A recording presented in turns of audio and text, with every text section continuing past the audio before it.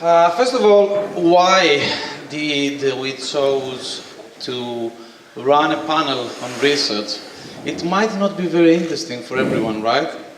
It looked like a weird decision for me when I was thinking about it, but I do believe that gamification is at this stage that we do need to connect academia and research with practice, with practitioners. And that's one of the things that I think we all try and do.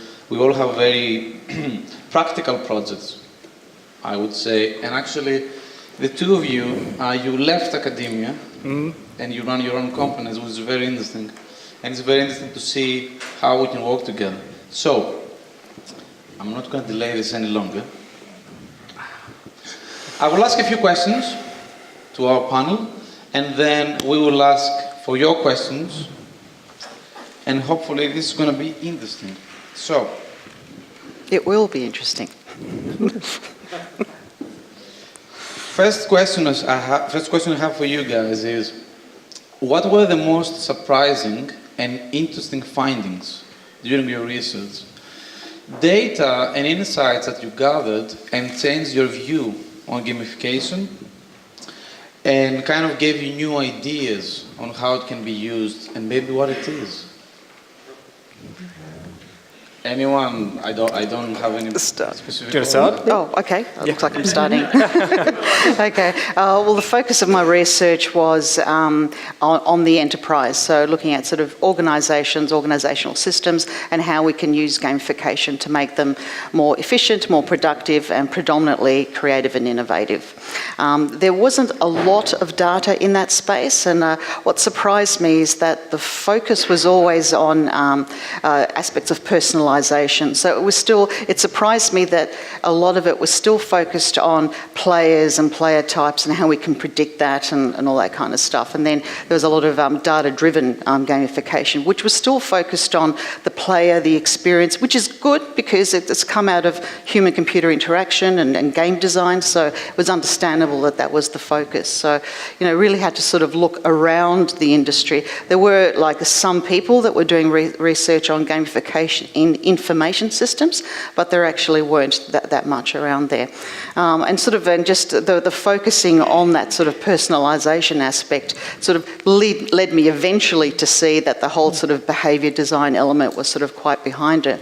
And looking at the statistics and the research, the great conclusion that I came out of that was a quote that I read from a statistician, is that if you torture statistics long enough, they'll tell you anything. And I think there was a lot of research that was coming out that was telling people what they wanted to hear, but I wasn't exactly sure that it was sort of 100%. So that sort of got me to do my own research and delve into testing facts and validation and things like that. Yeah. Okay, so I work in higher education, Coventry University, and I am also, so I research, I make things, but I'm also a teacher as well. So I get that great thing of I can actually experiment on my students. You can just cut that out from the thing. One of the things that I noticed with the students was actually they're really, really bad at self-reflection. And this just seems to be an issue in learning in general, is that, in order to understand why we have learned what we have and how to apply it for later on in life, we need to practice self-reflection. Why are we here? Why are we doing this? They're terrible. They hate it. So I also play D&D, which, massive nerd on D&D. But there's some really great, woohoo, yes, woohoo, yeah. But there's some really great reflection techniques that you can see in D&D. So I tried to apply this in a bit of a paper prototype within the class. And I did a bit of a study. Basically, what the students had to do was reimagine the issues that they were having in their learning journey as the monsters. So it was essentially creating a monster manual of all of these issues that they were having. And then I was kind of asking them, well, how would you combat that monster? Really kind of simple stuff. But then I did a little bit of a study with them, and what I found was, because the paper prototype, I was basically making the monsters and just saying, choose from them. and it was my creativity coming from it. What I found at the heart of it was that they wanted more creativity. They wanted more autonomy about actually creating the monsters, the different issues that they could actually reflect onto. So I think there was a really interesting finding there about how much creativity we give to other people. So yeah, I'm quite interested to see where creativity leaves us. So in terms of my research, it was focusing on mobile applications and how to design effective gamification for mobile applications. And that's because I had a background developing apps before that, and just because phones are fantastic at finding out different things about people. So, you can get a lot of information from phones, such as location, how they're walking, accelerometers, step count, those kind of things. But my research was really focused on how to design effective gamification. So looking at what the properties of effective gamification looked like and how to design it with a kind of a background or an interest in motivational psychology. And doing that, I undertook 2 projects.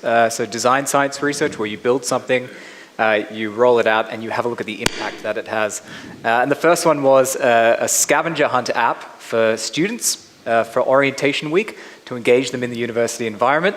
And the second one was for learner drivers, to encourage them to undertake safer driving practice. And I think the most interesting findings from some of my research were there were 6 dangers of gamification that I kind of came up with or found through the research. And I won't list them all off, but 2 of them that were quite interesting was the first was a misalignment of goals. So goals of the gamification, misaligning with the business goals or the outcome, the goals that you want for the gamification to have. And you saw this in a lot of interesting applications of gamification where, in particular, you wanted to encourage kind of qualitative outcomes or creative outcomes, but gamification at the time, especially if you look at kind of web gamification, is only really good at rewarding quantitative measures. So one great example I found while undertaking the research was a forum online, which awarded people for basically making forum posts. And you would think that this was, to encourage people to create more posts and to contribute to the forum. But people just created a forum just to achieve that achievement. So it was a complete misalignment of those 2 things. And the second one was cheating. And this comes up a lot because as soon as you use the word game or gamification, or you apply game elements, people tend to take on a playful approach. And with that can come cheating as well. So in some of the studies we ran, we actually found people cheating, not badly, but just cheating in order to complete the game achievements. And so you've got to be careful when you do add game elements that you do encourage these aspects of play. Thank you. My second question aims at giving a few ideas or tips to people from the industry that are not necessarily in academia on what should they be reading. So the question is, are there any research papers that the industry should be aware of? Papers that could change people's perception on how gamification works? And also, the second part of the question, can we find your research somewhere and read it? Yeah. I, on principle, have all my research available for free for everyone, even the ones that are behind paywalls. There's a draft on academia.com, so all the papers are available there. In terms of research in gamification is really wide. Like I finished my PhD 2 years ago, but when I started, you have to do a literature review. So as much as you would research on your specific area. So then I sort of did my own research, developed my prototypes, tested all that kind of stuff. And by the end of the fourth year, I found that my literature review was irrelevant because there was so much more that came in. So imagine having to redo your literature review when you're exhausted and you've pulled all your hair out after 4 years. So it's hard to tell you where to start. It depends on your area of interest. So I think when you sort of look, there's some great research out there, but you know the presentation I made yesterday? I can do a similar one on gamification research. So you're not alone. It's not just practitioners that are doing it, or could do it better, I should say. But I think, so given the specific area that there's loads, I think I'm a great fan of Juho Hamari and all his work on information systems and crowdsourcing and things like that. But I think what my biggest recommendation is to read outside the genre, but related areas. Media psychology, I would thoroughly recommend, and an organisational business strategy as well, because they're the two things that are really going to inform how gamification practitioners and platforms can lift their game to be a lot more relevant and more targeted to business needs. So my main message is related disciplines, and I can't stress it enough, especially media psychology and business strategy. So I don't think I'm a proper researcher, actually. Papers bore me, which is not very good to say, but actually what really interests me more are the practical things, so the games that are coming out of it, and so I tend to follow people's styles more. I kind of find people who are working in that area and look at what they're doing, because they have interesting techniques, or and there's a lady who called Gkogkidis who really inspired a lot of my work, and she works, I think she's still at UCL, but she does these fantastic experiences, very story driven, and it's all about the tactile stuff. And her research, she's published research, and I think her and a couple of other practitioners there's a book that'll be coming out soon with some of those more sort of playful elements, which I'm really excited about. But yes, so I think that I just tend to find people and... Where can we read your research? My stuff when I have to make papers. Yeah, so similar. So I have a ResearchGate account, and all of the stuff is on there for free as well, because open access. Mm-hmm. I think. Yeah. Well, you can find me on Google Scholar. So if you haven't heard of Google Scholar before, it's fantastic. It's just a place to find research, and you can search by people there as well. And so everything's listed there. As Marigo said, there's lots of research in gamification. And this is the thing, as soon as you did your review of the research out there, more and more of it came out. We just published a paper recently, and we looked at 1,984 papers on gamification. We read through all the abstracts just to see what they're about and classified them in terms of the areas in which gamification research is happening. And what started off a lot of research in IT, HCI, UX, we're now seeing more and more research appearing in the education space, as well as finance and other areas as well. But in terms of people to read, I think you hit the nail on the head when you've got to look beyond gamification as well, because gamification is a new term, but there's a history of using games for learning or using game elements just in systems before 2010. It's just that the word gamification only really came into our vocabulary around then. But you can find papers that date back to the 80s. Thomas Malone was looking at why are computer games fun, and how can we add game elements to learning environments. And there's a whole plethora of game design research, which is really important to look at. One paper in particular, Game Flow, so looking at how the theory of flow and games align together. And just looking at motivational psychology as well. So two theories, which I think are worth looking at. One is the theory of flow, so looking at why we become so engaged in things. And also self-determination theory is the other one. And these two theories help to explain a lot as to why games themselves can be so engaging. And we can learn a lot from them when we're designing gamification as well. So last question from me, and then we want to hear from you guys. So start thinking about your questions. What are your current research projects? And what is your feeling, I guess, or your opinion of where gamification research will be heading in the future? Mm-hmm. Because I'm in private practice now, I don't do a lot of research, although we're starting one with Vasilis and Melinda as well on the Ludo mix. So I sort of mentioned a little bit sort of in my presentation yesterday. But looking at what is the full range of different types of gamification. It's not what are all the different various types of technologies that can be used, but also what are those playful and gameful elements that people are using. So we're about to launch that big research project soon. So that'll be sort of the major one for, I think it'll be good. You're all going to participate, right? So that's sort of the major one that I've got at the moment. And there's always loads of other things as well, and a lot big. There's another 2 elements that is on capability, because one of the aspects that came out of my research is the importance of internal capability of an organisation to help facilitate the digital transformation that's required to accommodate a gamification project.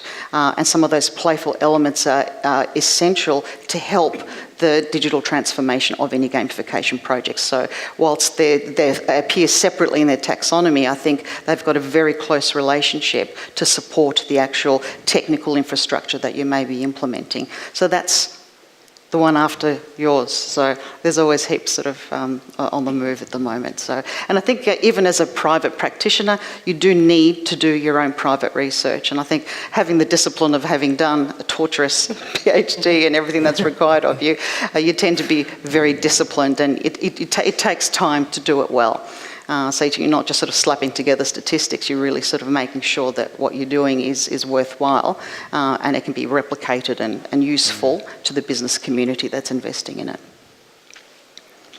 So I'll be talking about it next. So, but it's looking a little bit about curiosity as a motivational driver, that kind of more tactile nature of experiences, and really what I think in terms of where we should be looking and where it's going. For me, it's the emotional draw of things. We don't really talk very much about emotions or our feelings, and I think that this is an area that needs much more depth and understanding, that then we need to kind of uncover, well, if we're going to say, here we're going to put this mechanic in it, well, why? Because what emotion are we trying to actually put our players in at that time? And I think there's interesting things there. Yeah, so I don't do as much research these days either. Now I'm in kind of the industry space. But I think there are actually a few researchers here as well. Anyone doing a PhD in gamification? I met a few of you. Yes. Yes. Be brave. Yay! And any researchers as well with gamification? Yeah, nice. Hey, well done. So it's excellent to see people from the research community here as well, because I think there is a very much an overlap between industry and research, and they can learn a lot from each other. There was one, excuse me, there's one really good paper released about 3 weeks ago from Richard Landers and a bunch of other researchers looking at the future of gamification science. I've got something in my throat. That's all right. Okay. Someone sing for a little bit. While he's drinking, it's interesting that the difference between pure researchers and also those of us who have done it and dabble in it.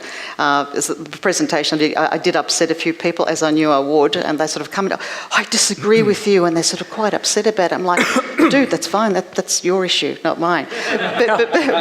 But when you do that, when I present something like that to researchers at universities, they go, fantastic opportunities for further research. Yeah, exactly. So so it's interesting how we all receive research very differently. Yeah. Anyway, you good? Yes, I think I'm okay now. Okay. Yes, okay. Yes, it was a great research paper about the history and the future of gamification science, which, if you're a researcher, I encourage you to look at it. But basically, it's a call to undertaking good research.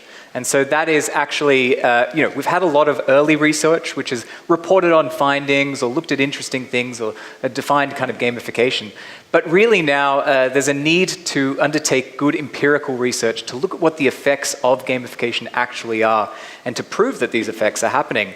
So that involves actually having, randomized controlled trials, looking at adding gamification elements and seeing what the impact of that is, and measuring these things properly. So using existing and valid tools, things like the intrinsic motivation inventory. It's a tool which has been tested for validity to actually show that it can measure certain things out there. So I think a couple of things. Designing effective gamification is something which I think research should focus on. Undertaking good research and empirical research to understand the impact of gamification. And also looking at how we can measure gamification effectively. And this is not just running questionnaires, but using validated tools, as well as looking at data and triangulating the results we have. And I think there's some really interesting research being done in psychometric analysis. So, not just asking people, how did you enjoy the gamification, but actually getting them to wear sensors all over their bodies and measuring, the actual emotional impact that these games have had, or these gamification experiences. And these can be very intrusive, having things wired up to you when trying to play a game or a gamification. But they are getting smaller and easier to kind of use as well. So I think that, those three things are really important. And one other little thing can I add to it? Ethics. Ethics is huge. It's always been a discussion in human-computer interaction, like for decades anyway, because of the persuasive nature of technology.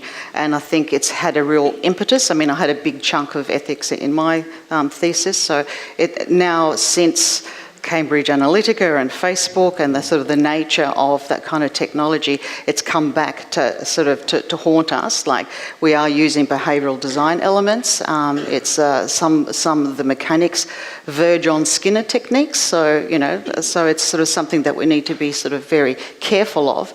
And as long as we understand the ethics behind persuasive technology and always ask the question, then we can sort of build those into our designs as to make sure that we're not sort of playing or creating any risky situations by using things that are not quite as ethical as what they should be.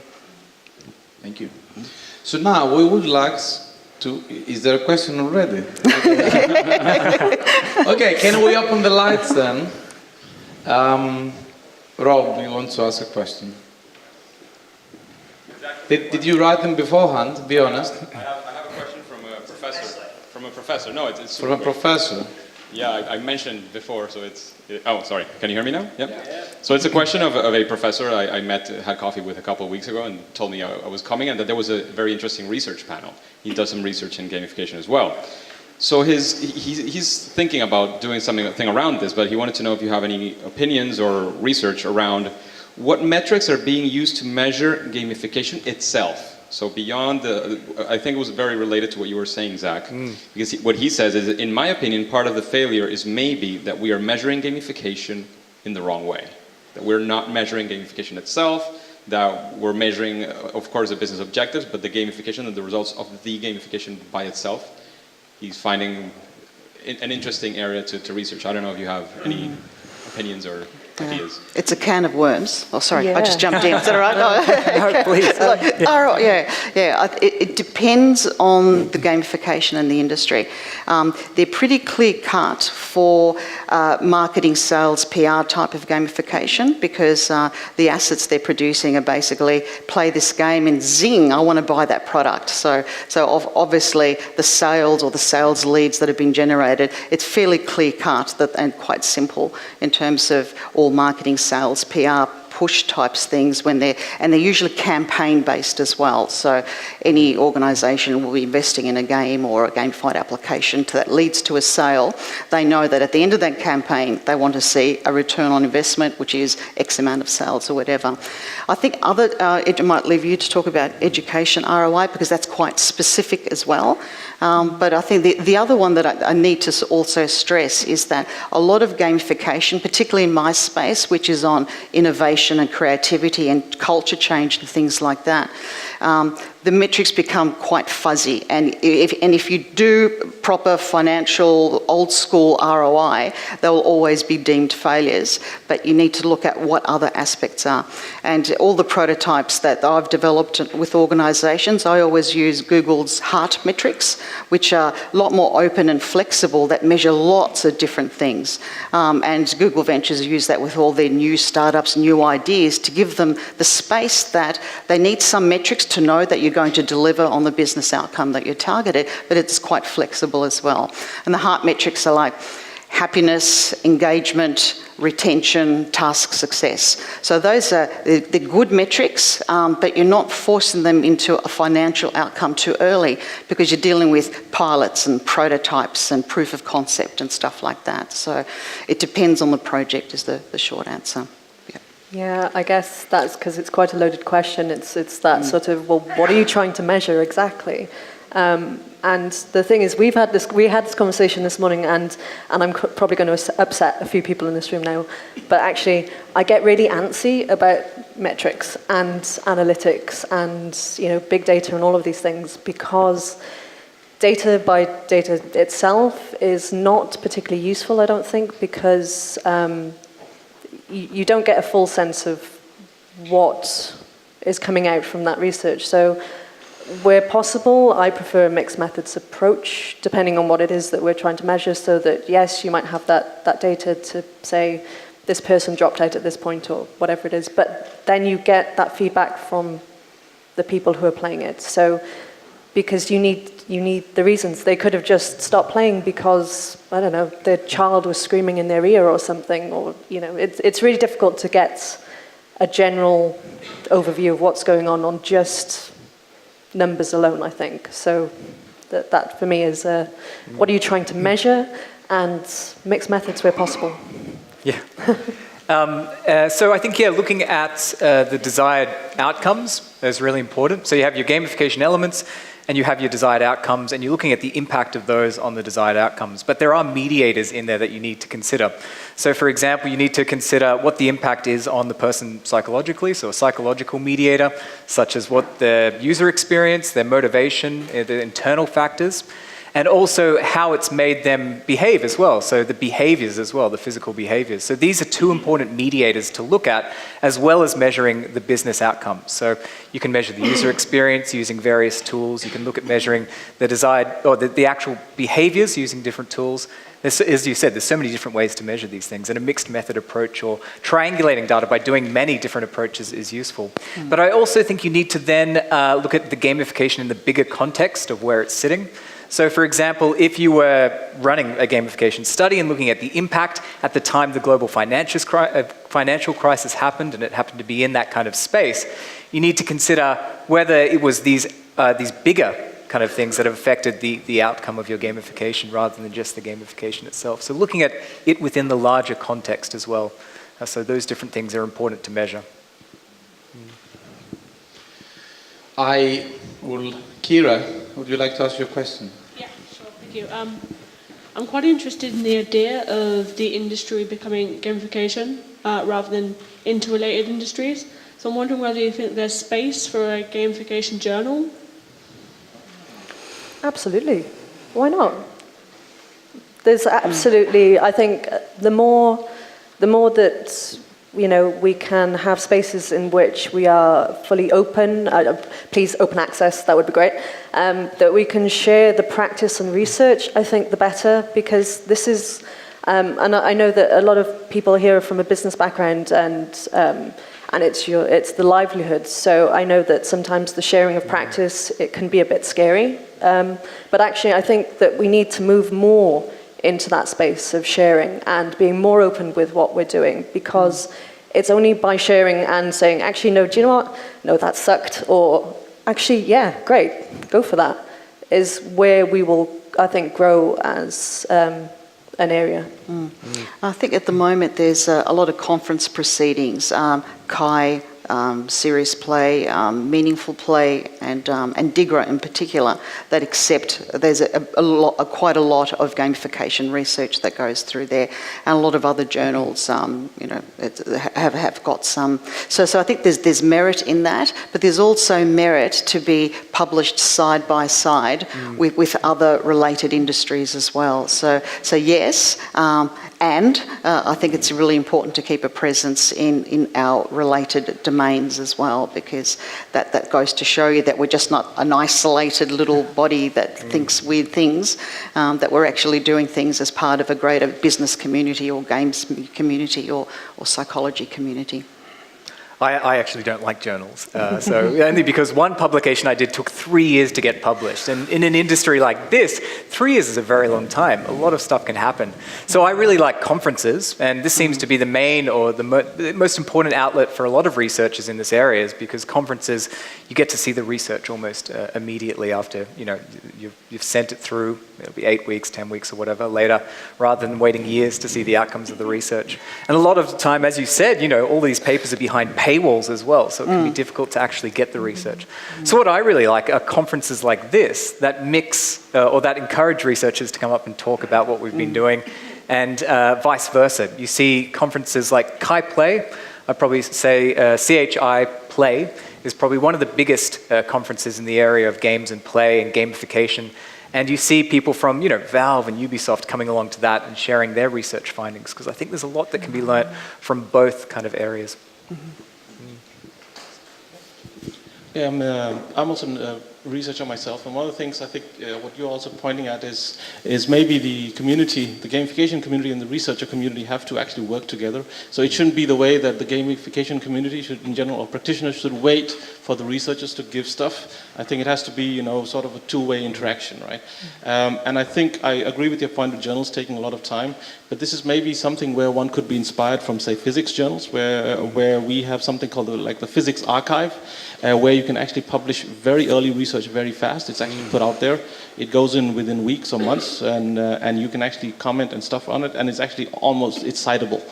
So academics can actually do that. So the physics community does that very well, and I think the gamification should maybe do that instead of a traditional gamification journal. Right? So I mean, that's just as a suggestion. I think we can probably do that working all together in that sense. Yeah. Well, I think the industry also has some great.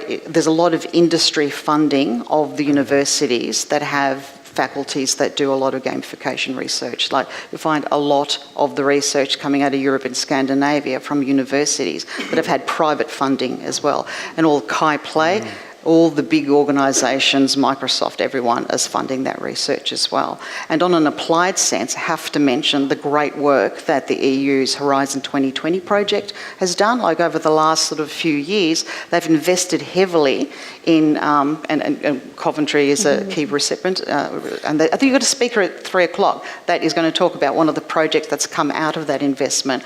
So those investments from the EU are making universities, private sector, game developers, media developers come together to form a proposal of how you can use those game and interactive media elements for practical business applications in small and medium-sized enterprises. So there's a lot of that that's actually happening and coming together that I think industry is probably not that well aware of. Yeah, I agree, and there are grants available. Yeah, I know, at least absolutely. in Australia, to bring in, for example, someone who's recently graduated from a PhD, I think it's like $60,000, to bring them in and to get them working in your business. And so I encourage you to have a look at the grants that are available, because they're often ones where they match funding, for example, if you're doing research or working with the university. So it's well worth looking at those. University is so much more practical now, otherwise they'll be extinct, so they have a lot of private funding. Yes. Yeah. I had a quick question for Zach. So you suggested something about, going into the line of ethics as well, what Marigo was also saying. But you mentioned that, use the word cheating always comes up as when this happens. But I could sense there's a negative connotation to that, right? And I think that's for all. We all consider cheating as a negative activity. But the question is, or we should be asking, is it? And the reason I'm asking is, at least we know in the development community, hacking is considered to be positive in that sense, right? I mean, hackers do some good stuff as well. So I wonder in the gamification whether we could actually also discuss about good cheating versus bad cheating, and what do you think that might lead to? I think cheating's great, actually, and it shows that people are really invested in what you've built in order to test the boundaries of it. It's like, can I break this and break this? So I think cheating's a very positive thing. And then building in. So I think you can learn a lot from cheating. Find the people, they're usually the smartest people who are cheating, because they've worked out how to break the game, right? Yeah. And look at how they would improve it. But also, working in cheating as a mechanic, I think, is quite interesting as well. But it's mostly just in terms of gamification, making sure that the cheating doesn't affect your business goals. So you've just got to think about that. So negative aspects, but also it can be positive too. So. It was like Doom, wasn't it, with God mode? Because that was cheating, but that was amazing. Yeah, and a great example that last year that Mercedes-Benz did at the Web Summit conference, their overall game, and it was a real game, was a game to hack into their system. So it was a way for them to, hacking is a bit of a cheating mechanic as well. So they dared them to to hack into, obviously, a closed, isolated server. And they quickly employed the people that were able to hack into their system. So there's a lot of cybersecurity games that are out at the moment, or gamification, that actually use that cheating, hacking mechanic to actually find flaws in your existing system and to see where the talent is. We got 2 more questions. Let's quickly answer one and see. You're okay? Okay, yeah. And maybe one of you guys can answer. I don't know, let's see. Okay. Sorry, awesome. We talk a lot. Researchers. Well, actually, part of my question was already asked, so there's the problem of being third. But I wanted to ask each of you to tell us a very specific scenario, your personal favorites of measuring some gamification element, analyzing it, and adapting to the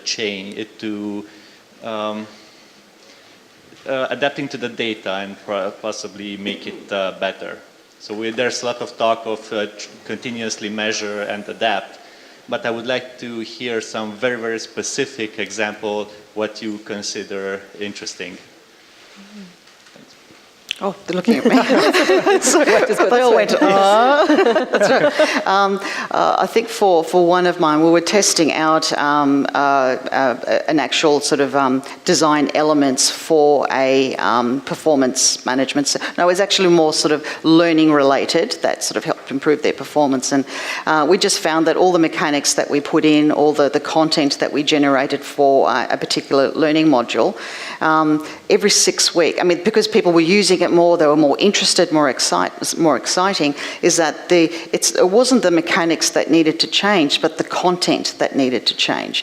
And everybody sort of got, okay, so, you know, the client was like, so we've got to create content every 6 weeks to make it more interesting. And I'm like, yeah, and all that kind of stuff. So they're a bit sort of, I mean, but the good thing about that is that it showed people are engaged and interested if you design the system well enough, but it's just that you need to manage differently.